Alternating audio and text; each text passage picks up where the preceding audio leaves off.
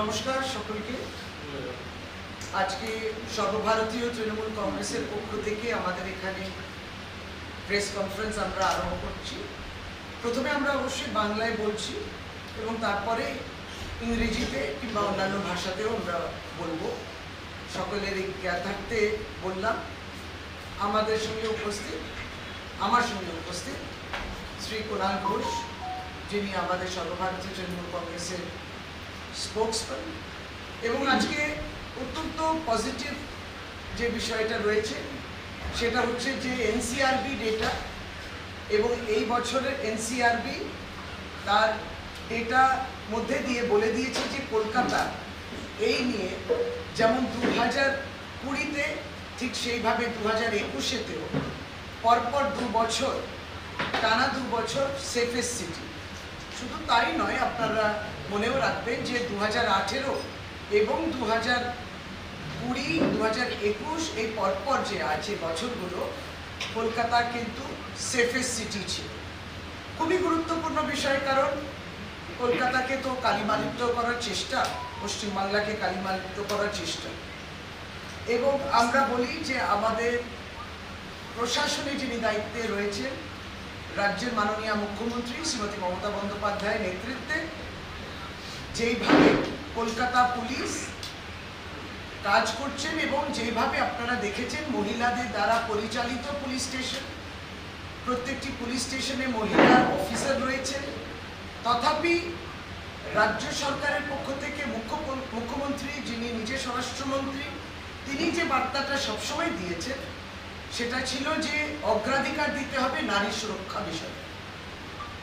এইটা আরো তাৎপর্যপূর্ণ, কারণ যখন এনসিআরবি এরকম একটা ডেটা দেয় তখন নিশ্চয়ই আমরা বলি যে এই ডেটা তো সর্বভারতীয় ডেটা, এবং তাতে তারা যখন এই ডেটাটা রিলিজ করে এটা বর্ধিত, এবং এমন নয় যে রাজ্য সরকার কিছু বাড়িয়েছে। কারণ আমাদের বিরোধী পক্ষ তো সবসময় যে কোনো ডেটা, প্রথমত তো তাদের কাছে ডেটা থাকে না, অনেক গুরুত্বপূর্ণ বিষয়, এবং সংসদেও আমরা দেখেছি তারা উত্তর দিতে পারে না। কিন্তু যখন ডেটা বেরোয় তখন যেটা তাদের পছন্দ হয় না, অপছন্দ থাকে, সেগুলোকে অস্বীকার করে। তাহলে আমাদের যেটা বলা যে কোনটা তারা স্বীকার করবেন অস্বীকার করবেন তো দূরের কথা, কিন্তু একটা চিন্তার ভাঁজ যিনি দেশের স্বরাষ্ট্রমন্ত্রী তার কপালে নিশ্চয়ই পড়া উচিত। কারণ দিল্লি হয়ে যাচ্ছে সবচেয়ে ডেঞ্জারাস সিটি, সবচেয়ে আনসেফ সিটি, নিরাপদ নয় ওই শহর মহিলাদের জন্য এবং মেয়েদের জন্য, সেটাও এনসিআরবি বলে দিয়েছে। আর দিল্লি পুলিশ তার দায়িত্ব নেবে না? দিল্লি পুলিশ যাকে রিপোর্টিং করে, অর্থাৎ কেন্দ্রের যে মিনিস্ট্রি ফর হোম অ্যাফেয়ার্স, স্বরাষ্ট্র দপ্তর, তাকে রিপোর্ট করবে, এবং তার দায়িত্বে রয়েছেন কেন্দ্রীয় স্বরাষ্ট্রমন্ত্রী শ্রী অমিত শাহ।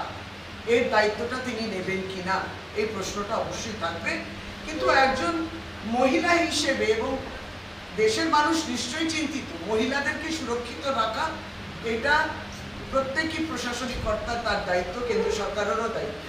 কিন্তু অদ্ভুতভাবে যারা প্রতিনিয়ত রাজনীতি করেন, দেখা যাচ্ছে যে বিজেপি শাসিত রাজ্যগুলোতে এই সংখ্যা যেন নারীদের উপরে, মহিলাদের উপরে যে অপরাধ, সেই সংখ্যা অনেক বেশি।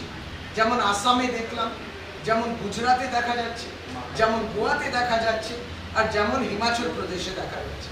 কোনো ঘটনা কোথাও কোনো রাজ্যে কোনো শহরে হওয়া হচ্ছে না, কিন্তু হাথরস, উন্নাও, প্রয়াগরাজ, দিল্লি ক্যান্টনমেন্টে যেটা হয়েছিল, কাঠুয়া সহ আরো অনেকগুলো, যেটাতে সর্বভারতীয় তৃণমূল কংগ্রেস সহ সকলেই অত্যন্তভাবে বিব্রত।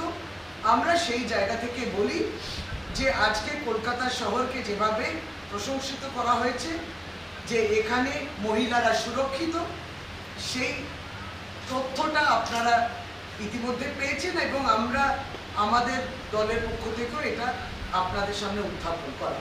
কিন্তু তার সাথে সাথে এই দুদিন আগে শ্রী কুণাল ঘোষ এবং ডক্টর কাকলি ঘোষ দস্তিদার আর আমরা শ্রী পার্থ ভৌমিক এবং আমি গিয়েছিলাম, এবং কুণালদার আমরা গিয়েছিলাম একবারই উত্তর 24 পরগনায় কাশীপুর গ্রামে। কাশীপুর থেকে আরেকটু হেঁটে গিয়ে, কখনো টোটোতে গিয়ে আমরা একেবারেই ইন্ডো বাংলাদেশ যে বর্ডার আছে সেই সীমান্তে পৌঁছেছিলাম। কি ঘটনা ঘটেছিল? বিএসএফ জওয়ানের হাতে নির্যাতিতা হয়েছিলেন মহিলা। আমরা নিজে সরজমিন দেখে এলাম যে ঘটনাটা কোথায় ঘটল, এবং একেবারে জিতপুর গ্রামেতে মানুষের সঙ্গে কথা বললাম। মানুষ এবং মহিলারা কতটা যে আতঙ্কিত সেই চিত্রটা আমরা দেখি। বিএসএফ দ্বারা যে নির্যাতন হচ্ছিল প্রতিদিন প্রতিনিয়ত তারা শিকার, প্রতিনিয়ত তাদের জীবনের আর্থিক সম্বল জোগাড় করার জন্য তাদেরকে আপোষ করতে হচ্ছে। এটা অত্যন্ত ভয়ানক পরিস্থিতি, এটা আমাদের খুব বেদনা দিয়েছে। এবং বিএসএফ, আবারও বলি, কেন্দ্রীয় স্বরাষ্ট্রমন্ত্রী সেটা দেখার কথা, এবং তিনি তারপর থেকে আমাদের দাবি থাকা সত্ত্বেও কোনো, আমরা দেখলাম শুধু আমাদের দাবি কেন, এই ঘটনার উপরেও তার কিন্তু কোনো রকম বিবৃতি আমরা দেখি। অর্থাৎ আমাদের যে বর্ডার সিকিউরিটি ফোর্স, যে বর্ডারগুলোতে নিরাপত্তার দায়িত্বে রয়েছে, তাদের হাতে যদি নির্যাতন হয় তাহলে কে সুরক্ষিত? এই জায়গায় আমরা দাঁড়িয়ে রয়েছি প্রশ্ন নিয়ে। সুতরাং এটা একটা বিষয়। একটা হচ্ছে কলকাতাকে সবচেয়ে সেফ সিটি বলা, এবং দিল্লিতে সেখানে দুটো একদম পাশাপাশি যদি বসিয়ে দিন, ভয়ানক, দিল্লিতে ভয়ানক পরিস্থিতি। আমরা সত্যি চিন্তিত। কুণালদা, আপনি আমরা তো স্পষ্ট করে বলছি, এনসিআরবি তথ্য আসার পর যে সুশাসন, নারী শিক্ষা, নারী সুরক্ষা, সুশাসন, নারী সুরক্ষা এবং আইন শৃঙ্খলা কিভাবে ঠিক রাখতে হয়, নরেন্দ্র মোদী এবং অমিত শাহজি ভারতবর্ষের একমাত্র মহিলা মুখ্যমন্ত্রী মমতা বন্দ্যোপাধ্যায়ের কাছ থেকে শিক্ষা নিন। মমতা বন্দ্যোপাধ্যায়ের কাছ থেকে শিক্ষা নিন কিভাবে আইন শৃঙ্খলা ঠিক রাখতে হয়। খুব সংক্ষেপে যে তথ্য এনসিআরবি দিয়েছে, যদি 21-এর হিসাবও ধরা হয়, কলকাতায় খুনের সংখ্যা 45, 4-5, আর দিল্লিতে 4-5 আছে, পাশে আর একটা 454। অর্থাৎ কলকাতায় যদি 45টি খুন রেকর্ডেড থাকে, দিল্লিতে রেকর্ডেড খুন হচ্ছে 454। ধর্ষণের ঘটনা, অভিযোগ কলকাতায় 11, দিল্লিতে 1226, এবং নারী নির্যাতন কলকাতায় 127, দিল্লিতে 1023, ডাকাতি কলকাতায় 3, দিল্লিতে 25। ফলে এই তুলনাগুলো করলে দেখা যাচ্ছে যে প্রধানমন্ত্রী নরেন্দ্র মোদীজি, স্বরাষ্ট্রমন্ত্রী অমিত শাহজি তাদের দিল্লি সামলাতে পারছেন না, বাংলার পেছনে লাগছেন। ফলে তাদের উচিত ভারতবর্ষের একমাত্র মহিলা মুখ্যমন্ত্রী, তাকে কিভাবে প্রতিহিংসার রাজনীতির শিকার করা যায় সেটা না করে তার কাছ থেকে সুশাসনের শিক্ষা নেয়া। সুশাসনের শিক্ষাটা মমতা বন্দ্যোপাধ্যায়ের কাছ থেকে নরেন্দ্র মোদী, অমিত শাহ এবং রাজ্যের বাকি তাদের ওই তথাকথিত সব ডবল ইঞ্জিন টিঞ্জিন কি সব সরকার, তারা নিন। কারণ কলকাতা শহর নিরাপদতম শহর বলে চিহ্নিত হয়েছে আপনাদের দিল্লির যে সংস্থা তার রিপোর্টে। আমরা ফলে ডক্টর পাঁজা যা বলেছেন, আমি বাড়তি এই প্রসঙ্গে আর কিছু অ্যাড করছি না।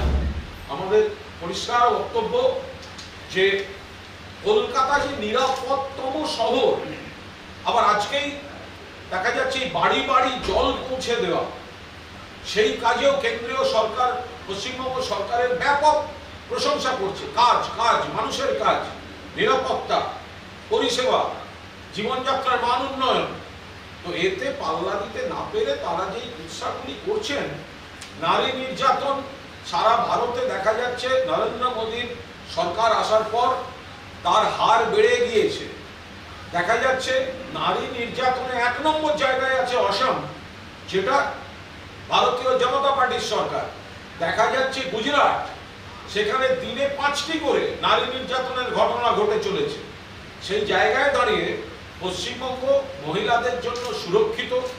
যে ঘটনা সামান্যতম ঘটলেও সেখানে ব্যবস্থা হচ্ছে, পুলিশ প্রশাসন ব্যবস্থা নিচ্ছেন।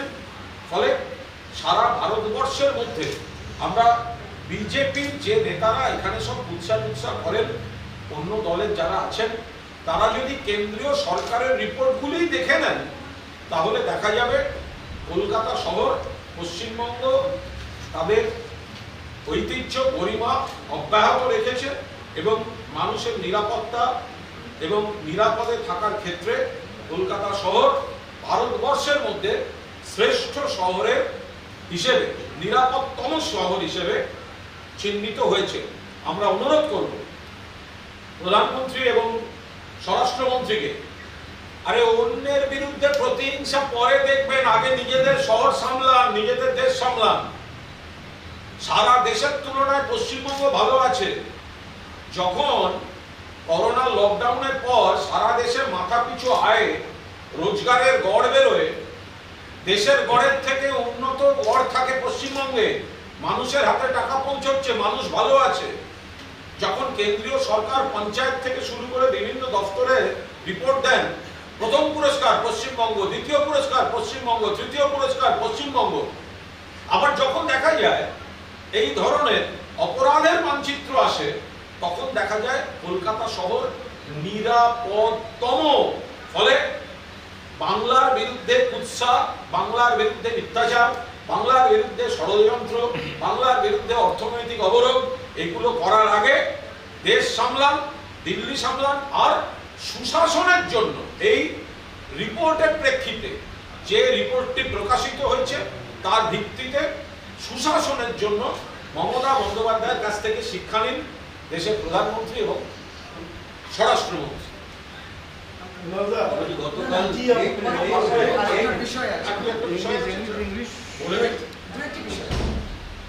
দু নম্বর হচ্ছে স্বরাষ্ট্রমন্ত্রীর পুত্র জয় শাহ। পরিষ্কার দেখা যাচ্ছে ভারত পাকিস্তানকে পরাজিত করছে ক্রিকেটে। ভারতবাসীর পক্ষে একটা গর্বের জায়গা, উন্মাদনা। ক্রিকেট তো বটেই, সেখানে একটা দেশকে ভালোবাসার আবেগ সেখানে বেরিয়ে পড়ছে।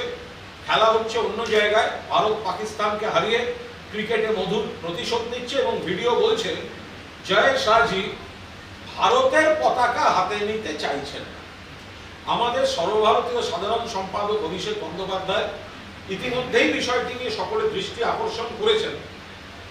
এটা একটা অত্যন্ত কলঙ্কের ঘটনা যে দেশের স্বরাষ্ট্রমন্ত্রীর পুত্র ভারতবর্ষ জেতার পর একজন ইন্ডিয়ান, তিনি প্রবাসী হতে পারেন, যাই হতে পারেন, ভারতের সমর্থক, তিনি তিরঙ্গা, এরা বলছে হর ঘর তিরঙ্গা, নিজের হাতে নিতে চায় না তিরঙ্গা, এরা বলছে হর ঘর তিরঙ্গা, নিজের হাতে নিতে চাইছে না দেশের গর্বের মুহূর্তে, এরা বলছে হর ঘর তিরঙ্গা। ফলে অভিষেক বন্দ্যোপাধ্যায় ইতিমধ্যেই বলেছেন, হয় অমিত শাহ তার ছেলের বিরুদ্ধে ব্যবস্থা নিক, দেশকে জাতীয়তাবাদের জ্ঞান দেওয়ার আগে ঘরে দেখুন, অথবা তিনি স্বরাষ্ট্রমন্ত্রী পদে থাকবেন কেন?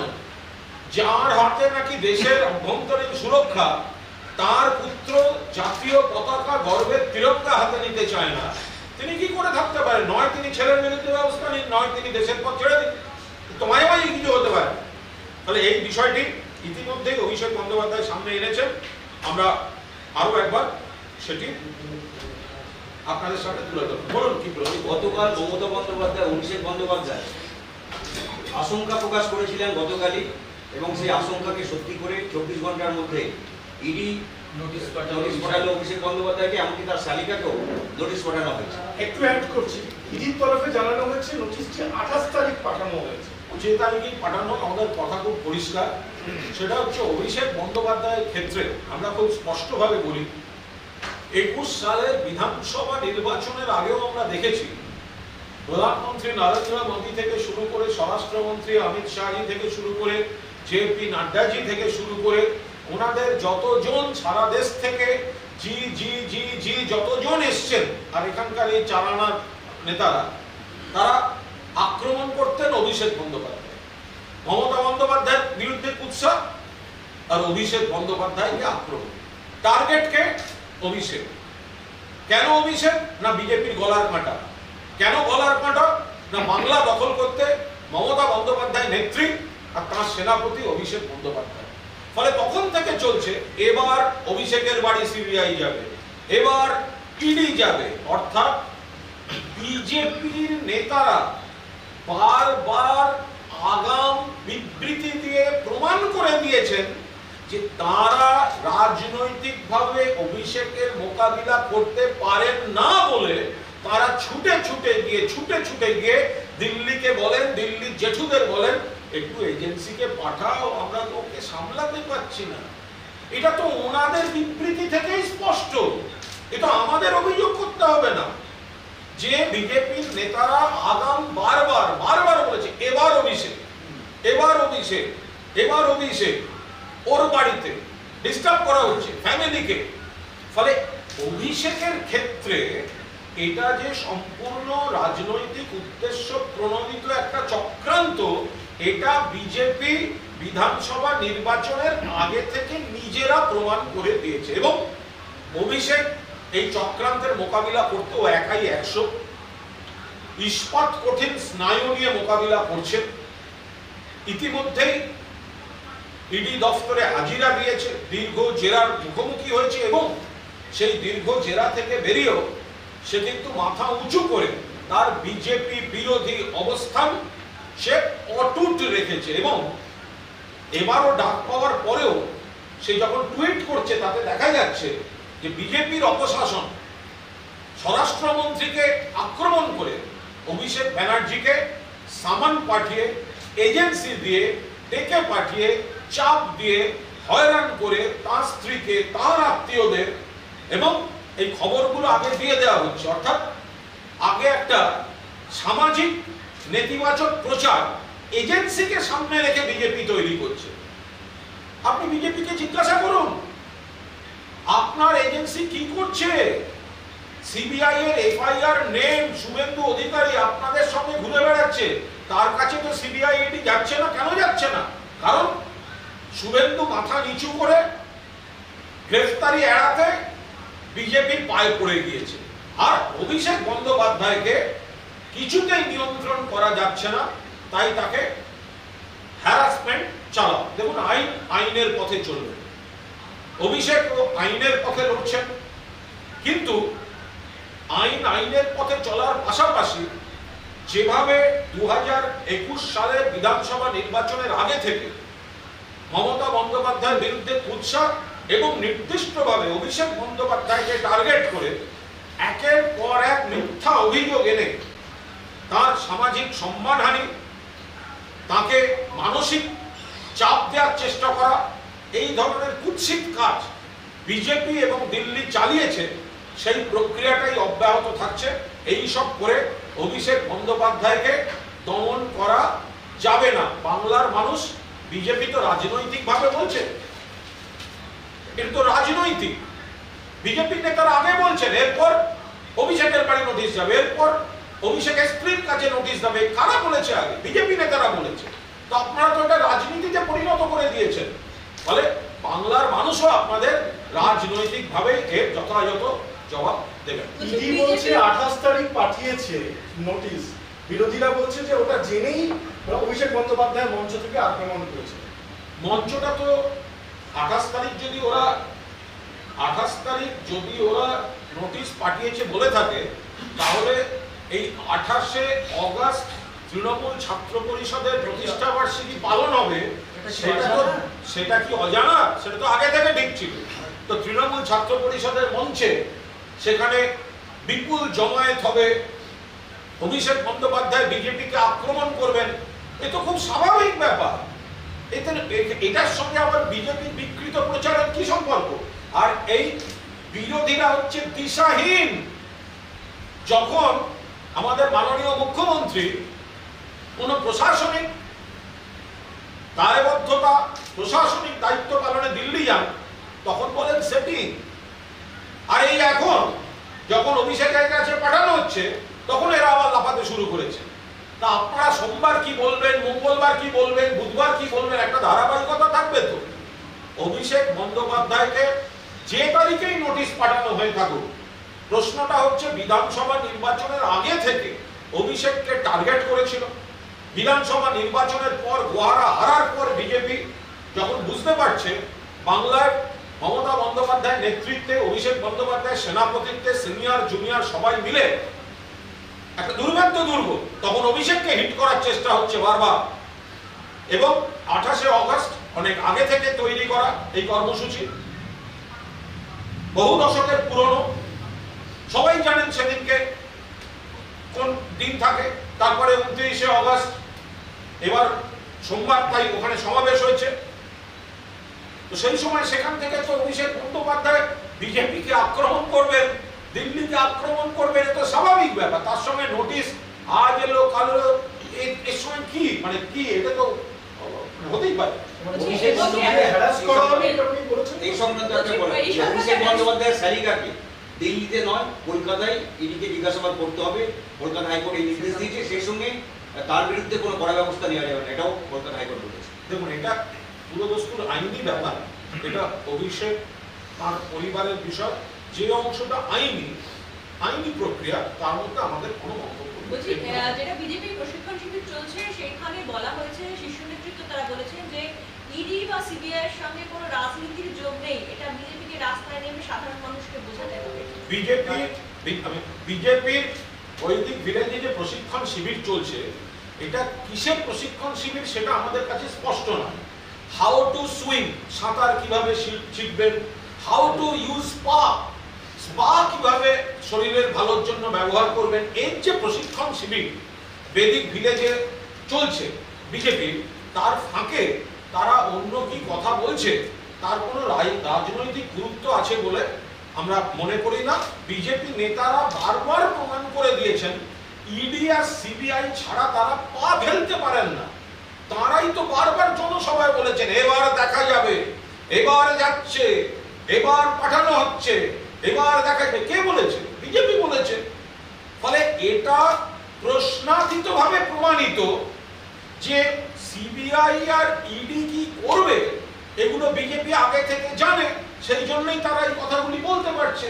ফলে ওই সাঁতার শেখা, স্পা ব্যবহার, জীবনশৈলীর চর্চা, এসবের জন্য যে বৈদিক ভিলেজে যে উৎসবটি হচ্ছে, ফলে সেখান থেকে রাজনৈতিক তারা কি বললেন না বললেন বলছি ওই শিবিরেই বিজেপির এই রাজ্য থেকে 3 জনের প্রতিমন্ত্রী তারা উপস্থিত নেই, অনেক সাংসদ উপস্থিত নেই, এমএলএ উপস্থিত নেই, যদিও তারা আমন্ত্রিত। মন্ত্রীরা গড় হাজির একজন আসলে চিন্তন শিবির তো কিন্তু খুব চিন্তার বিষয়। ওই চিন্তন শিবিরে খুব বিজেপি নিজেদেরই চিন্তার বিষয়। আপনারা বিশ্লেষণ করলেন, আপনারা ব্যাখ্যা দেখে নিন তারা কিভাবে নিজেদেরকে মানে একটা আত্মরক্ষা করার চেষ্টা করছে। চিন্তন বিফল, একদমই মানে অসফল। যেমন কুণালদা বললেন, ওই যে ওনাদেরই নদিয়ার একজন নেত্রী বলছে যে এখানে বিজেপি কর্মীদের পাশে দাঁড়ায় না কেউ, আর তারা ওই বিলাসবহুল একটা উৎসব করছেন 3 দিন ব্যাপী। তাদের কর্মীরাই বলছে, যদি কেউ কর্মী থাকে 2-1 তো করছে। পঞ্চায়েত নির্বাচন নিয়ে তারা নিজেদের সংগঠনকে আরো মজবুত করতে চাইছে। জেলায় জেলায় এবার তারা যাচ্ছে যে পঞ্চায়েতের আগে বুথ লেভেল কমিটি আরো স্ট্রং করতে হবে তৃণমূলের বিরুদ্ধে লড়াই করতে। তাদের বিজেপি এটা ওরা পঞ্চায়েত নিয়ে আলোচনা। বিজেপির বুথ কমিটি আর গরুর গাড়ির হেডলাইন দুটোই কিন্তু সমান। কারণ তাদের না আছে বুথ, না আছে কমিটি, গোষ্ঠীতে বিভক্ত। এদিকে সুকান্ত বিজেপি, ওদিকে দিলীপ বিজেপি। এই তো এক্ষুনি আমরা এক সহকর্মী আমাকে বিজেপির একটা পোস্ট দেখালেন, তাদের একটা কর্মসূচি ফেসবুকে দিয়েছেন, তাতে আবার দিলীপ বাদ, দিলীপ ঘোষ বাদ। আমার খারাপ লাগছে, আমার পূর্ণ সহানুভূতি দিলীপ ঘোষের প্রতি। এই যে সকালবেলা ঘুম থেকে উঠে সকাল 7টার মধ্যে তিনি তৃণমূলের বিরুদ্ধে বিষোদ্গার করতে যান মমতা বন্দ্যোপাধ্যায়ের তৈরি করা ইকো পার্কে সুস্থ অক্সিজেন নিতে নিতে, তারপরেও এই তার প্রতিদান। পোস্টারে দলবদলু শুভেন্দু আছে, ট্রেনি সভাপতি সুকান্ত আছে, আর দিলীপ ঘোষকে বাদ দিয়ে দিল। এরপরে দিলীপ বাবু ওখানে আপনি যেতে পারবেন? আপনার একটু আত্মসম্মানে লাগবে না? তাহলে এই সকাল থেকে যে আপনার প্রলাপ, তৃণমূলকে আক্রমণ করে এই যে নানা ধরনের আপনার ভেসে থাকার লড়াই, একেবারে ডুবিয়ে দিল এরা। ওই যে বিজেপির যে কর্মচারী পরিষদ আছে তারা আরটিআই করে জানতে চেয়েছে যে মমতা বন্দ্যোপাধ্যায় যে বিভিন্ন পুজো কমিটিকে 60,000 টাকা অনুদান দেওয়ার কথা বলেছে, সেই টাকা কোন ফান্ড থেকে আসছে আর কে করে যাবে? দেখুন, কে কি করছেন সেটা তাদের ব্যাপার। আরটিআই মানে সরকারের কাছে গেছে, সরকার নিশ্চয়ই তার অনুদান দেবেন, কিন্তু উদ্দেশ্যটা বুঝতে হবে। এরা এই বিজেপি মুখে হিন্দুত্বের কথা বলে, এই বিজেপি উৎসাহ করে পশ্চিমবঙ্গে নাকি পুজো হয় না, এদিকে ইউনেস্কো স্বীকৃতি দিচ্ছে, সম্মান দিচ্ছে। পুজো মানেটা কি? মুখ্যমন্ত্রী অনুদানটা দেন কেন? পুজো মানে তো শুধু ধর্মীয় আচার নয়, পুজো মানে একটা অর্থনীতি। বাংলার, গোটা বাংলার যে জিডিপি, তার একটা উল্লেখযোগ্য অংশ এই পুজো অর্থনীতির মধ্যে জড়িত। পুজো অর্থনীতি মানে কুমোরটুলির মৃৎশিল্পীদের যে বৃত্ত, সেখান থেকে শুরু করে ডেকোরেটর, যারা আলোর কাজ করেন, যারা মাকে সাজানোর কাজ করেন, নতুন পোশাক আশাকের কাজ করেন, যারা ঢাকি গ্রাম থেকে আসেন, বিপুল সংখ্যক মানুষের কর্মসংস্থান, আয় বাড়ানো, এটার সঙ্গে পুজো অর্থনীতিটা জড়িত।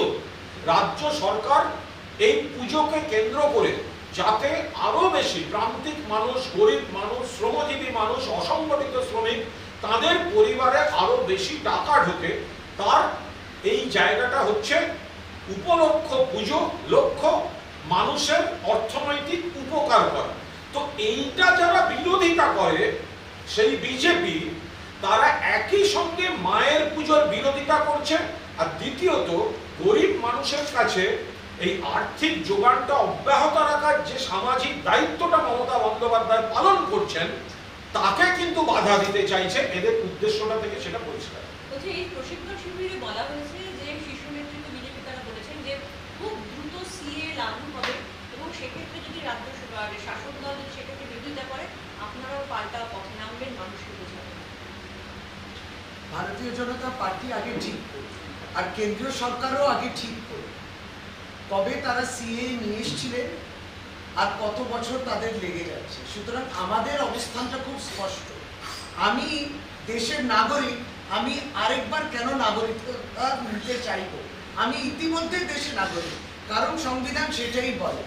সুতরাং তারা নিজেরাই কিন্তু এটাকেও রাজনীতির চশমার মধ্যে দিয়ে দেখছে। কারণ যখন তারা আসামে যাচ্ছেন একরকম বিবৃতি, পশ্চিমবাংলায় এলে আরেকরকম বিবৃতি, সারা ভারতবর্ষে অন্যান্য রাজ্যে গেলে আরেক রকম তাদের কথা বেরোবে। সুতরাং এরা সিএ বিষয় নিয়ে মোটামুটি সিরিয়াস নয়। তাদের যে কার্যকর্তারা রয়েছেন তাদেরকে বোঝানোর তারা চেষ্টা করছেন, কিন্তু আসলে যে বিষয়টা তাদের কাছে একদমই স্পষ্ট নেই এবং তারা শুধু এই রাজনৈতিক খেলাটা চালাবেন। যেমন এই যে ন্যারেটিভটা তারা ঠিক করেছেন 2024 অব্দি এইভাবেই চলবে, এইভাবে সিবিআই ডাকবে, এইভাবে ইডি ডাকবে। মানুষের কোনো সমস্যা, এতগুলো সমস্যা সারা ভারতবর্ষে মানুষের যে কষ্ট রয়েছে, তার কিন্তু কোনো সুরাহ দেখবেন না। কিন্তু সংবাদ মাধ্যমে এটাই ভেসে থাকতে হবে যে তুমি দুর্নীতিগ্রস্ত, আমি কিন্তু খুব শান্ত। সুতরাং এই মিসইউজটাও চলবে। আর জানবেন যে এই প্রসেসটাই পানিশমেন্ট। আর চিন্তন শিবির হবে, যেটা বললাম, যে চিন্তন শিবিরে কোনো আলোচনা হয় না, তারা নিজেরাই তো প্রশ্ন তুলছেন আর তার উত্তর নিজেরাই দিতে পারছেন না। কোনাদা এক্ষুনি বললেন নবান্ন চলো বলে যে অভিযান আছে, একে বাদ দিচ্ছে, তাকে বাদ দিচ্ছে, তাদের নেতৃত্ব নিজেরাই ঠিক করতে পারে। সুতরাং সেই জায়গায় আমরা তো ওদের সাংগঠনিক বিষয়ে যেতে চাই না। তাদের সাংগঠনিক এজেন্ডা থাকতেই পারে, কিন্তু মানুষের যে কি এজেন্ডা সেটা তারা একটু পরিষ্কার করে বলবে। চিন্তন শিবিরেতে এটাও তো থাকা উচিত, পঞ্চায়েত নির্বাচন নিয়ে প্রস্তুতি নেবে, কিন্তু মানুষের কোন সমস্যাটা আপনি দূর করবেন, মানুষের জন্য যে পঞ্চায়েতে আপনি নামবেন নির্বাচনের একটা এজেন্ডা নিয়ে, সেই এজেন্ডাটা কি হবে, মানুষের পক্ষে কি হবে, মামাটি মানুষের কি করবে। পেট্রোল ডিজেলের যখন বলবে যে এত দাম বৃদ্ধি হয়েছে, গ্যাস কিনতে পারছে না, উজ্জ্বলা পুরো ফেল, সেই প্রশ্নের জন্য তারা তৈরি আছেন। তো এই শিবিরে এই আলোচনা হওয়া উচিত যে তাদের যে চাকরি হারিয়েছে, পরিযায়ী শ্রমিকরা হেঁটে হেঁটে এলেন এত দূর অব্দি, তাদের কি হবে, কি ভাবনা চিন্তা, এই প্রশ্নের উত্তর জন্য তো তাদের তৈরি থাকতে হবে। একটা প্রশ্ন ছিল, এর আগে আমরা দেখেছি যে তৃণমূল সুপ্রিমো মমতা বন্দ্যোপাধ্যায় এই তদন্তের বিষয়ে, তদন্তের পরিণতি নিয়ে বেশ কিছু আশঙ্কা প্রকাশ করছেন এবং কাকতালীয়ভাবে সেটা সত্য প্রমাণ করছেন। আমরা গতকালও দেখলাম অভিষেক বন্দ্যোপাধ্যায়কে নোটিশ ধরাতে পারেন, আর ফিরহাদ হাকিমের নাম তিনি নিলেন এবং রাত পোহাতেই অভিষেক বন্দ্যোপাধ্যায়কে নোটিশ এই বিষয়টা এলো। এটি কি একটা সম্পূর্ণভাবে কাকতালীয়, বা এই ব্যাপারটাকে আপনি কিভাবে দেখেন? না, এটা মাননীয় মুখ্যমন্ত্রী বা আমাদের দলনেত্রী তিনি সার্বিক পরিস্থিতি নিয়ে এই গোটা জিনিসটা বলেছেন এবং প্রতিহিংসার রাজনীতি নিয়ে তিনি বলেছেন। এবার ঘটনা হচ্ছে যে যেভাবে ব্যাপকভাবে প্রতিহিংসার রাজনীতিটা বিজেপি করার চেষ্টা করছে, সেক্ষেত্রে কিছু কিছু জায়গায় তো দেখাই যাচ্ছে যে সেই ঘটনাগুলি ঘটছে। সেটা আপনি দেখতে পাচ্ছেন সর্বব্যাপী যে অবিজেপি যারা নেতৃত্ব আছেন, অবিজেপি যারা রাজনৈতিক দল আছেন, অবিজেপি শাসিত রাজ্যগুলো আছেন, সেই রাজ্য সরকারে যারা নেতৃত্ব রয়েছেন তাদেরকে তারা চেস করছেন ভারতীয় জনতা। এই জন্য তো রাজনৈতিক উদ্দেশ্যের কথা। এটা কি কর্মীদের ভয় আর একটু বাড়িয়ে দেবে না? কর্মীরা মাথা উঁচু করে সাহসের সঙ্গে লড়াই করতে প্রস্তুত। তৃণমূলের নেতৃত্বই কর্মীদের বলছেন সংযত থাকুন, ধৈর্য রাখুন, আমরা গণতান্ত্রিক পদ্ধতিতে উন্নয়নের রাজনীতি দিয়ে মানুষের সমর্থন এনে বিজেপিকে রাজনৈতিকভাবে জবাব দেব। সারা বাংলায় তৃণমূল কংগ্রেস পরিবারের যারা সদস্য, কর্মী, সমর্থক, শুভানুধ্যায়ী, তারা বাংলার বিরুদ্ধে, আমাদের নেত্রীর বিরুদ্ধে উৎসাহ, আমাদের যুব নেতাকে হয়রানি, এগুলোর সমস্ত বিরুদ্ধে তারা ফুঁসছেন। নেতৃত্ব তাদের বলছেন শান্ত থাকুন, সংযত থাকুন, নিবিড় জনসংযোগের মাধ্যমে মানুষের কাজ করুন। মানিক ভট্টাচার্যকে নিয়ে, মানিক ভট্টাচার্যকে ইডিআই সূত্র মারফত তারা দাবি করছে কোথাও খুঁজে পাচ্ছেন না, তার নামে নাকি লুকআউট নোটিশ জারি করা হয়েছে। কিন্তু আমরা সংবাদ মাধ্যমে দেখেছি তিনি বাড়িতেই রয়েছেন। এমনকি আজকে অন্যান্য সাধারণ বিধায়কের মতো তিনি বিধানসভার কমিটি মিটিংও করতে এসেছেন, অন্যান্য বিধায়কদের সাথে কথা বলছেন, সবকিছুই নর্মাল রয়েছে। এই গোটা বিষয়টাকে আপনারা কিভাবে দেখছেন? দেখুন, আমরা প্রথমত আইনের বিষয়ে ঢুকতে চাই। যেটা আইনের বিষয় সেটা আইন, সেখানে দলের কোনো মন্তব্য আমরা এই মুহূর্তে করছি। কিন্তু যদি এইরকম একটা পরিস্থিতি হয়, আমরা সংবাদ মাধ্যমে দেখতে পাচ্ছি যে কারোর নামে একটা লুকআউট নোটিশ, আবার দেখতে পাচ্ছি যে তিনি বাড়িতেই রয়েছেন, তাকে সাংবাদিকরা পাচ্ছেন, তাকে দেখা যাচ্ছে তিনি পুরোদস্তুর সামনে রয়েছেন, সেক্ষেত্রে আদৌ লুকআউট নোটিশটি জারি হয়েছে নাকি তার আগেই পরিকল্পিতভাবে এই ধরনের কিছু রটিয়ে মিডিয়া ট্রায়ালের মাধ্যমে, সোশ্যাল মিডিয়া ট্রায়ালের মাধ্যমে তার সামাজিক সম্মান নষ্টের একটা প্রক্রিয়া চলছে? এটা আমাদের কাছে স্পষ্ট নয়। যদি কেউ বাড়িতে থাকেন, যদি কেউ মিডিয়া যখন যাচ্ছে দেখতে পাচ্ছে, যদি তিনি সাধারণ জীবনযাপন করছেন, সেখানে যদি বলা হয় খুঁজে পাওয়া যাচ্ছে না এবং লুকআউট নোটিশ, আর এই লুকআউট নোটিশটা তো খানিকটা ভূতের গল্পের মতো দেখা গেছে যে লুকআউট নোটিশটা কই? এই যে চারপাশে ছড়ানো হচ্ছে লুকআউট নোটিশ জারি, লুকআউট নোটিশ জারি, লুকআউট নোটিশ জারি, তো ভূতের গল্প। ভূতের গল্প আছে কিন্তু ভূত দেখেছে কেউ খুঁজে পাওয়া যাচ্ছে না। তো লুকআউট নোটিশটাকে দেখানো হোক, আর যারা লুকআউট নোটিশ দিয়েছেন যদি আদৌ কেউ দিয়ে থাকেন, তারা ওই বাড়িতে গিয়ে দেখা করার চেষ্টা করেছেন কি না। তো মিডিয়া তো সামনে আছেন, একবার কেউ গিয়ে বেল বাজিয়ে দেখুন। আমরা আইনের বিষয়ে কোনো মন্তব্য করতে চাই না, কিন্তু যদি কোনো একটা বিভ্রান্তি ছড়িয়ে আমাদের দল সম্পর্কে, দলের কোনো নেতা সম্পর্কে এই ধরনের কনফিউশন তৈরি করে জনমানুষের নেতিবাচক প্রচারের চেষ্টা হয়, সেক্ষেত্রে আমাদের পাল্টা প্রশ্ন তোলার অধিকার থাকছে। গতকাল জহর সরকার তিনি বেশ কিছু মন্তব্য করেছেন, তার সম্মানহানি হচ্ছে, এমনকি তার বাড়ি থেকে, রাজনীতি থেকে সরে আসতে বলা হচ্ছে। তৃণমূল কংগ্রেস কিভাবে দেখছে সম্পূর্ণ বিষয়টি? আগে একটা গুজব ছড়িয়েছিল যে উনি রিজাইন করে দিয়েছেন। আমি শুধু এইটুকু বলছি, মাননীয় সাংসদ জহর সরকারের যে বক্তব্য, সে প্রসঙ্গে আমরা কোনো কথা বলছি না। সর্বভারতীয় তৃণমূল কংগ্রেসের শৃঙ্খলা রক্ষা কমিটি এই বিষয়টি দেখবে। যদি কোনো পদক্ষেপের প্রয়োজন থাকে বা যদি কিছু করার থাকে, এটা আলোচনা করে শৃঙ্খলা রক্ষা কমিটি দেখবেন। আমরা ততক্ষণ সকলকে অনুরোধ করছি যে এই বিষয়ে কেউ প্রকাশ্যে কোনো মন্তব্য। আমি তো তারপরেও কথাটা বলছি, আমি তারপরেও এই কথাটা বলছি যে সর্বভারতীয় তৃণমূল কংগ্রেস এ ব্যাপারে কোনো মন্তব্য করছে না। এই বিষয়টি দলের শৃঙ্খলা রক্ষা কমিটি আলোচনা করে দেখবে এবং যদি যা যা করার বা যদি কিছু করার থাকে সেটা শৃঙ্খলা রক্ষা কমিটি তারা করবেন। সেক্ষেত্রে আমাদের অনুরোধ যে এ বিষয়ে বাইরে কেউ কোনো কথা বলবেন না। জহরবাবু একজন প্রতিষ্ঠিত আমলা, তাকে সম্মান দিয়ে তৃণমূল কংগ্রেস নেত্রী মমতা বন্দ্যোপাধ্যায় তৃণমূলের জন্মলগ্ন থেকে দেখবেন যে দলের যারা কর্মী সমর্থক সংগঠক তার পাশাপাশি বিভিন্ন পেশার কৃতীদের তিনি কিন্তু এই মঞ্চে এসে মানুষের কাজ করা, জনপ্রতিনিধি হওয়া, বিধায়ক বা সাংসদ হিসেবে কাজ করা মমতা বন্দ্যোপাধ্যায় সবসময় সম্মান দিয়ে সেই কাজ করেছেন এবং সেই হিসেবেই জগৎ সরকারকে সম্মান দিয়ে মমতা বন্দ্যোপাধ্যায় তাকে এই ভূমিকায় এনেছেন। ফলে তিনি এখন কি বলছেন বা তার কোনো বক্তব্যের কোনো অংশ এই নিয়ে আমরা কোনো মন্তব্য করব না, আলোচনা করব না। এটা প্রয়োজনে দলের শৃঙ্খলা রক্ষা কমিটি সেটি আলোচনা করে যা দেখা যায়। ওনারা একটা মামলা হয়েছে মমতা বন্দ্যোপাধ্যায়ের মানে পরিবার ঘনিষ্ঠদের তাদের সম্পত্তি বৃদ্ধির সময় কালকে মঞ্চ থেকে আমরা মমতা বন্দ্যোপাধ্যায়কে বলতে শুনেছিলাম যে সবাই আলাদা আলাদা থাকেন, উৎসবে আমরা মিলি। তিনি কি কোথাও তার ওই পরিবার থেকে দূরত্ব তৈরি করতে চাইছেন রাজ্যের মুখ্যমন্ত্রী? এ ব্যাপারে কোনো মন্তব্যই করবো না, কারণ যা প্রথম পরিষ্কার কথা হচ্ছে বলেছেন নিজে মমতা বন্দ্যোপাধ্যায় নিজে প্রকাশ্য জনসভার বক্তৃতায় যে বিষয়ে বলেছেন সেই বিষয়ে আলাদা করে কোনো কথা বলার অধিকারই আমাদের নেই। আর মামলা হাজার রকম হতে পারে, সেই কোর্টের ব্যাপার হতে পারে। সরকার কেন দিয়ে দিচ্ছে না তা নিয়ে আজকে কোঅর্ডিনেশন কমিটি এবং কনফেডারেশন তারা যে কর্মবিরতি পালন করছে। আচ্ছা, রাজ্য সরকার দিচ্ছে English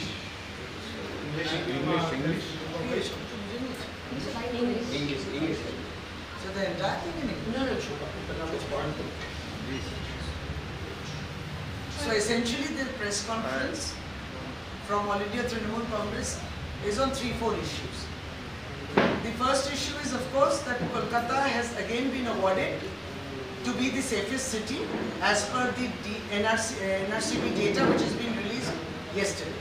So this is the second consecutive year that Kolkata remains the safest city in India. And also it was the safest city as per NCRB even in 2018.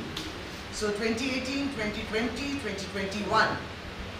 Now this is, NCRB has also released certain data which shows the sharp contrast. And this is something that we wish to flag. And that is that Kolkata Police and the Chief Minister of West Bengal, her utmost priority is women's security issues. And it is now reflected in the NCRB data. But alongside, what a sharp contrast, and that is the capital of India, Delhi, shows it appears to be the most unsafe city. Now there are just 2-3 data which we wish to specify further to prove this, and that is when it comes to crime score in Kolkata vis-a-vis murder. So if there are 45 cases of murder in Kolkata, Delhi registers 454 cases. Now rapes on women, we would all want 0 figure to be there ideally. But in Kolkata, if the figure is 11, in Delhi the figure is 1,226. So the question definitely arises that Kolkata and West Bengal is being looked after by Honorable Chief Minister Mamata Banerjee, the only woman Chief Minister in whole of India. Now Delhi Police is controlled by the Ministry of Home Affairs and the Home Minister is Sri Amit Shah. So can we conclude that there is a lot that Sri Amit Shah should learn from Srimati Mamata Banerjee about good governance and also how to handle women's security issues. So it is very clear that last year when there were assembly elections in 2021, we saw the Honorable Prime Minister coming to campaign and alongside also the Home Minister and a host of Chief Ministers, etc. etc. But we also remember the way Pradhan Mantri Modi ji was addressing Mamata Didi, and we were very upset about it. The way he was literally catcalling. So that is not a very good signal when you want to respect women. That is one. And alongside, Amit Shah ji also made lots of speeches in which he said that West Bengal and Kolkata is very unsafe for women. So I think they should learn to accept data which they probably don't give, but NCRB data proves otherwise. That is, Amit Shah ji should learn from Mamata Banerjee how to look after women and to ensure safety for women. And in fact, we have challenged him and rather dared him to come to North 24 Parganas, to stand on the soil next to the Indo-Bangladesh border and to apologize for the atrocity, the sexual atrocity committed by the BSF Jawan on the lady in front of a minor child. It is most disgusting and most surprising and very disappointing, I would say, is that there is no statement from the Union Home Minister or the Home Ministry, and of course the Prime Minister continues to remain silent. That is one issue which we have wanted to highlight today. The next issue was, of course, the misuse of the central agencies, the continuing misuse of the central agencies and the politicization of thereof. So there are, yesterday there was a successful rally of the Trinamool students wing, and today we have the CBI and ED notices knocking at the door of Abhishek Banerjee and also at his relatives too. So a point again reproof what Trinamool Congress has been saying, that Trinamool Congress has been targeted by BJP's allies, which are CBI and ED, and this will continue. This will continue till 2024. That's what we believe. Our All India Trinamool Congress chairperson Mamata Banerjee was addressing the rally yesterday, and she did mention, because these are apprehensions, but you know what is very I would say worrying is apprehensions when they become reality, and this is what BJP is doing. You see, their leaders are here becoming soothsayers, and they are predicting what the future is going to be for Trinamool Congress, etc., etc. And that CBI will go to your door, ED will go to your door, etc. But somehow CBI and ED continues to maintain a very safe distance from the BJP corrupt leaders, which includes Shubhendu Adhikari, the leader of the opposition in West Bengal. So this was another issue that we wanted to say, that there is definitely a misuse. CBI convictions are very low. Mamata Banerjee has said there is absolute zero tolerance to corruption, but somehow the process remains to be questioned, because the process appears to be the punishment. And continually to brand Trinamool Congress and to show it in poor light is basically the political agenda of CBI, ED, which is of course being dictated by the BJP. Now obviously we have seen that leaders from other non-BJP states are also, their political parties are also being targeted. It's all in the domain. Now the third issue, which is very important, is we are very proud of our cricket. We are very proud of our football. India, there was a match which was happening day before, and India won. So we are very proud as Indians. We should excel in every sport. We feel so proud to hold the Indian flag. We are very nationalistic. We are very emotional about it. We need not be told to put our Har Tiranga. It comes from the heart. But astonishingly, the Home Minister, who was dictating and teaching and preaching about nationalism and how you should install the national flag in every house, could not teach his own son to hold the national flag, especially when everybody in the crowd there watching the match, the concluding match, the cricket match, and when India won, we saw his son, the Home Minister's son, the Union Home Minister's son, Jai Shah, did not, rather refused to hold the Indian flag, to wave it, to show that yes, we are proud that India has won. So I think Amit Shah ji has a lot of work in his hands. One is to ensure the national security, also to ensure that his BSF Jawans don't go around raping people, and also to improve the law and order situation in Delhi, and alongside to teach nationalism to the member of his family. So these were three issues that we wish to highlight today. Rest the questions were there. আরেকটা সংযোজন করে দিচ্ছি, আমরাও একটা টাইমিংয়ের প্রশ্ন তুলছি। যে 2021 সালের বিধানসভা নির্বাচনের আগে এই যে দিল্লি থেকে প্রধানমন্ত্রী, স্বরাষ্ট্রমন্ত্রী, সারা দেশের নেতারা এলেক্ট হলেন, তারপর তো হেরে গেলেন। তৃণমূল কংগ্রেস তৃতীয়বারের জন্য জিতল। আমরা কি দেখলাম যে 21 সালের বিধানসভা নির্বাচনের ঠিক পরে ভোরবেলা সিবিআই চলে গেল, তৃণমূলের 2 মন্ত্রীকে বাড়ি থেকে তুলে আনা হলো, অ্যারেস্ট করা হলো। কেন হলো? ভোটের রেজাল্টের পরেই প্রতিহিংসা বলা হবে না, ভোটের রেজাল্টের পরেই তৃণমূলের সরকার তৈরি হলো, তারপরেই ভোরবেলা গিয়ে এবং একই মামলায় সিবিআই এরই এফআইআর নেম শুভেন্দু অধিকারী তাদের দলে বসে আছে, সেখানে কোনো ব্যবস্থা নেই। আবার আমরা দেখলাম 21শে জুলাই বিরাট সমাবেশ হলো এবার, ঠিক তার পরের দিন 22শে জুলাই আবার তৃণমূলের এক নেতার বিরুদ্ধে পদক্ষেপ। আমি সেই পার্টটায় ঢুকছি না, সেটা আইনত ঠিক ভুল, এ তো আইনের পথে চলবে, কিন্তু আমি টাইমিং বলছি।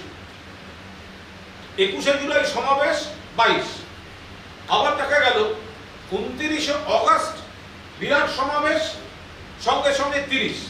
এখন তলবি নোটিশে কোন তারিখ লেখা আছে সেটা তো বিচার্য নয়, সেটা একটা চিঠি আমরা আজকেও পেতে পারি, সেটা 3 দিন আগে ডেট বসানো আছে। তো ফলে এটা কি করে হতে পারে যে একটা করে তৃণমূল সাফল্য পাচ্ছে, জনসংযোগ দেখাচ্ছে, জনসমাবেশ দেখাচ্ছে, আর তারপরেই যখন একটা স্টেপ হচ্ছে তাতে প্রমাণিত হয়ে যাচ্ছে যে এটা পুরোদস্তুর প্রতিহিংসার রাজনীতিটা তার প্রেক্ষাপটে দাঁড়িয়ে এই আক্রমণটা হচ্ছে। লাস্ট পয়েন্ট বলছি, গত মার্চ এবং এপ্রিল মাসে একটি বাসন্তী এবং কালিয়াচকে দুটো বিস্ফোরণের ঘটনা হয়, তার এনআইএ তদন্ত করতে হবে সে দাবি করে আজকে কলকাতা হাইকোর্টে একটা জনস্বার্থের মামলা হয়েছিল। কলকাতা হাইকোর্টের প্রধান বিচারপতি ডিভিশন বেঞ্চ নির্দেশ দিয়েছে যে আমরা কোনো নির্দেশ দেবো না, এই ব্যাপারে সিদ্ধান্ত নিতে হবে কেন্দ্র। এনআইএ তদন্তের দাবি করে কলকাতা হাইকোর্টে মামলা হয়েছিল, হাইকোর্টের প্রধান বিচারপতি ডিভিশন বেঞ্চ বলেছে আমরা এর দায়িত্ব দেবো না, সিদ্ধান্ত নিলে নিতে হবে কেন্দ্র। হ্যাঁ, এখানে আমি কথা হাইকোর্টের রায় বা অবজারভেশনের উপর আমাদের কোনো বক্তব্য নেই, কিন্তু এই যে কথায় কথায় কোনো ঘটনা ঘটলে সঙ্গে সঙ্গে এটা কেন্দ্রের কোনো এজেন্সির হাতে তুলে দেওয়ার জন্য যে একটা প্রবণতা দেখা যাচ্ছে, সেটা সকলেরই উচিত পুনর্বিবেচনা করা। আলটিমেটলি কেন্দ্রের পরিসংখ্যান বলছে যে রাজ্যের পুলিশ ভালো কাজ করছে। এর আগেও একাধিক ক্ষেত্রে দেখা গেছে, হাইকোর্ট কিন্তু এর আগের ঘটনাটা সিবিআই দেননি, তিনি বলেছেন তখন এই সিআইডি তদন্তে আস্থা ছিল। ফলে কলকাতায় যেমন নিরাপত্তম শহর, দিল্লিতে অনেক বেশি খারাপ ঘটনা, তো তেমনি একটা ট্রেন্ড হচ্ছে, সেটা বিজেপি করুক বা বিজেপির লেজুড় হয়ে সিপিএম আর কংগ্রেসের কিছু আইনজীবী লম্বজম্ব করেন, তারা নিজেরা লড়তে পারেন না, তো শূন্য থেকে মহাশূন্যের দিকে যাচ্ছেন। এই যাত্রাপথে তারা তখন মনে হয় যে কেন্দ্রের কোনো এজেন্সিকে যদি এখানে ডেকে আনা যায়। আদালত কি বলেছেন বা বলেননি তার উপর আমাদের কোনো মন্তব্য নেই, কিন্তু এই রাজ্যের যে তদন্তের প্রক্রিয়া বা এখানকার যে পুলিশি ব্যবস্থা, এটার মোটের উপর অনেক জায়গার থেকে ভালো। ফলে রাজ্যের হাতে থাকলেও রাজ্য ফয়সালা করে দেখিয়ে দিতে পারে। Thank you. Ma'am, one question. The opposition is now hitting out, saying that where Chief Minister Mamata Banerjee has named new districts, formed new districts, they're trying to delete the history of Murshidabad by changing the name. What would you say? The idea of increasing the number of the districts is for good governance, and it is proven. So these are administrative decisions which are taken to ensure a clean and a very efficient administration, to reach out absolutely to the grassroots. It's as simple as that. Now when somebody wants to manipulate something or doesn't have an answer or did not have this idea, that such a wonderful idea, then they try to disclaim it, or they try to underrate it, and this is one of them. You see, legacy and history and cultural heritage is something Mamata Banerjee realizes and understands the most. Why don't we question as to why leaders in the central government and in the center are always trying to distort history, Indian history. We have seen that quite often. So we should actually be questioning why they are the ones who are the ones distorting history. Here no heritage, all heritage is being conserved and paid utmost respect. Thank you.